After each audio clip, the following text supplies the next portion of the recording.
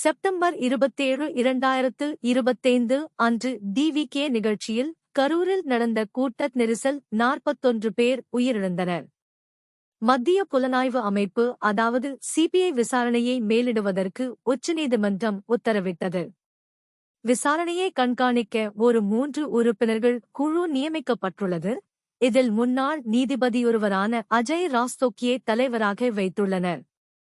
மத்திய நீதிமன்றம், மத்திய உயர்நீதிமன்றம் மற்றும் மாநில உயர் நீதிமன்றம் இடையே போட்டி உத்தரவுகள் இருந்ததை கேள்வி எழுப்பியது.